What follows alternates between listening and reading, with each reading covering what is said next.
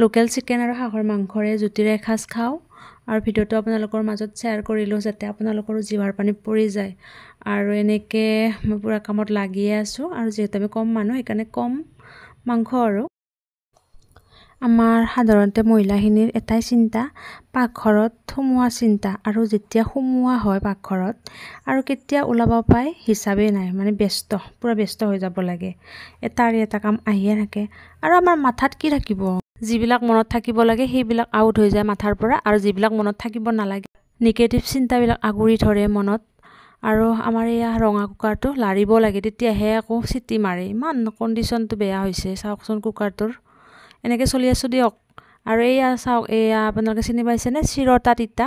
আজিকালি নাপায়ে এই তিতাবিধ, ইয়াতে বাৰু আছে। মই আগতেও কৈছোঁ অকলে কাম কৰা মজাই সুকীয়া। মোক কাৰো লগৰ দৰকাৰো নাই, প্ৰয়োজনো নাই। অকলে ভাল পাওঁ, অকলে চব কামবিলাক সম্পূৰ্ণ কৰিব পাৰোঁ। মই আগৰ পৰাই মই এনেকৈ কামবিলাক কৰি ভাল পাওঁ। মই নিজৰ কাম নিজৰ পচন্দত কৰিব পাৰিলে ভাল পাওঁ আৰু কোনোবা আহিলে মই পূৰা অশান্তিহে পাওঁ। মই আগৰ পৰা মই লাহে লাহে কাম কৰিব নোৱাৰোঁ। মই তাড়াতাড়ি কামবিলাক হ'ব লাগে, লাহে লাহে কৰিম, এইটো কৰিম সেইটো কৰিম, অকণমান দেৰিকৈ কৰি আছোঁ এনেকুৱা টাইপ কৰি নাথাকোঁ। যিখিনি কৰোঁ পূৰা স্পীড দি কৰোঁ মই কাম। কিছুমান আছে যে ছোৱালী বা তিৰোতা মানুহ, লাহে লাহে বা কামেই কৰিব নাজানে স্পীডত, বা এইটো কৰিম আৰু লাহে লাহে কেতিয়া যে হ'ব সেইবিলাকৰ ভাত আশা কৰিব নোৱাৰোঁ আৰু ভাত খাবৰ কাৰণে।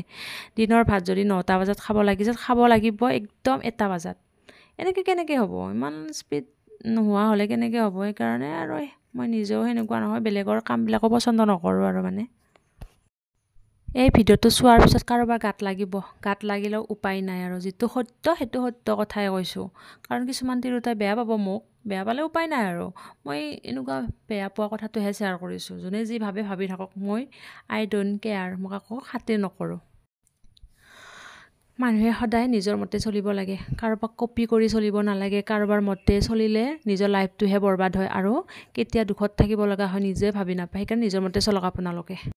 ইটো পিন্ধিম সেইটো পিন্ধিম, কোনোবা বেয়া পাব, এইটো কৰিলে বেয়া পাব, বেলেগৰ কথা শুনি থাকিলে নিজৰ লাইফটো বৰবাদ হ'ব।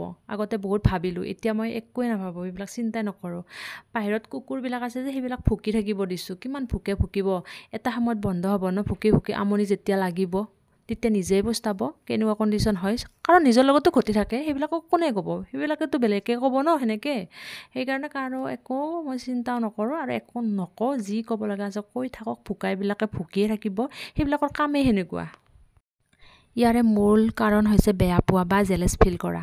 কৰি থাকক, কিমান কৰিব লগা আছে। আৰু মোৰ যদি এই ভিডিঅ'টো ভাল পাইছে আপোনালোকে, তেনেহ'লে লাইক এটা দিব, কমেণ্ট এটা কৰিব, পাৰিলে ভিডিঅ'টো শ্বেয়াৰ কৰিব। আজি পূৰা মনৰ কথাখিনিকে কৈ দিলোঁ আপোনালোকৰ মাজত। ভিডিঅ'টো শেষলৈ চোৱাৰ বাবে আপোনালোকক ধন্যবাদ মোৰ ফালৰ পৰা।